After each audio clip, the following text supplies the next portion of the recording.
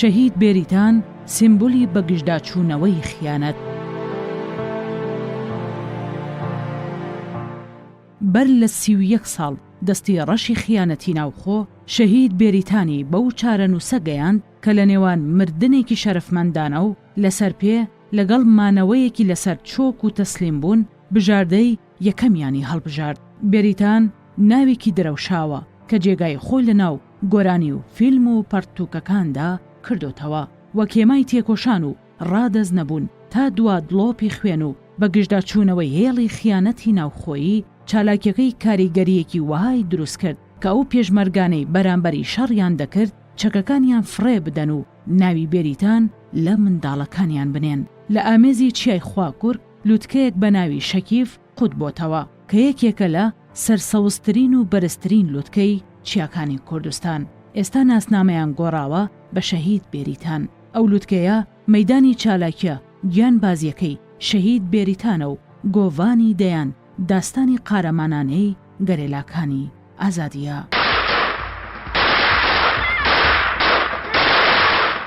گوڵناز کاراتاژ ناسراو بە هەڤاڵ بێریتان خەڵکی شاری دێرسیمی باکووری کوردستانە، شارێک کە لەلایەن دەوڵەتی تورکەوە خەڵکەکەی کۆمەڵ کوش کرا. ئەم ستەمە درندانەی دوژمن لە خەیاڵدانی شەهید بێریتان دەمێنێتەوە و دەبێتە ڕق و نەفرەتی تۆڵەسەنەوە. 40 ساڵ پاش کۆمەڵکوژیەکەی دەرسیم لە ساڵی 1970دا کوردێک بە ناوی مستەفا کاراتاژ کە دەرسیمی بەجێهێشت بوو بەهۆی کارەکەیەوە لە ساڵۆخانی سەر بە چەولی جێگیر بوو. هەر لە ساڵۆخان گوڵناز لەدایک دەبێت، تەمەنی منداڵی لەوێدا دەگوزەرێنێت، دواتر خانەوادەکەی دەڕۆن بۆ خارپێت. گوڵناز خوێندنی سەرەتایی و ئامادەیی و ناوەندی لە خارپێت تاو دەکات.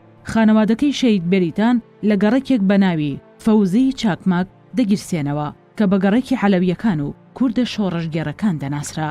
ساڵی کودەتا سەربازیەکەی 12 ئەیلول ساڵی 1970 تورکیا ئەو گەڕەکانە ڕۆژانی زۆر دژواریان بە خۆیانەوە بینی. هەموو ڕۆژێک هێرش دەکرایە سەریان. ئەمەش زۆر کاریگەری لەسەر گوڵناز جێهێشت و لێرەوە کەوتە لێگەڕین و هەستی نەتەوایەتی لەو تەمەنە لاویەتیدا لە ناخیدا نەش و نما دەکات. لە ساڵی 1989دا لە بەشی زانستی ئابووری لە زانکۆی ئابووری ئیستانبول وەرگیرە. لەوێدا ئەستێرەی گوڵناز کاراتاژ دەدرەوشێتەوە و لەگەڵ هاوڕێی خوێنکارە وڵات پارێزەکانیدا ڕەوتێکی بەرهەڵستکاری پێش دەخەن و چالاکی جۆرا و جۆر بەڕێوە دەبن دژی ڕژێمی داگیرکەر. لەو قۆناغەدا ماوەیەک لە زیندانی بایرام پاشا زیندانی دەکرێن.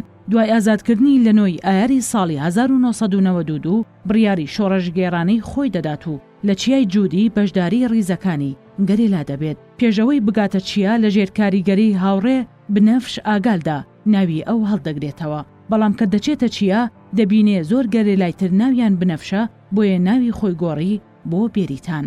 3 تشرینی یەکەمی ساڵی 1992 بەرەی خیانەتکاری ناوخۆ بەسەر مەشقی پەدەکە شەڕێکی گەورەیان لە دژی گەرێلاکانی ئازادی دەست پێ کرد. لە لۆلان، خواکوور، مەتینا و هەفتانین بە زەمینی هێرش دەکرایە سەر گەرێلاکان.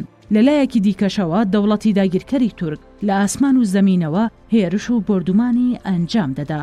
لە سەروبەنی شەڕەکەدا ڕاگەنراوێک لە ناوەندی پەکەکەوە دەگاتە بێتەلی گەرێلاکان و دەڵێت با بەسەر تەرمەکانتاندا تێپەڕن، بەڵام خۆتان ڕادەز مەکەن.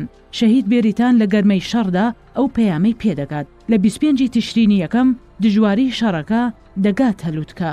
چادرەکەی شەهید بێریتان و هەواڵانی لەلایەن دوژمنان و نۆکەرانەوە گەمارۆ دەدرێت. بە بەرخۆدانیەکی قارەمانانە گەمارۆکەت دەشکێنن.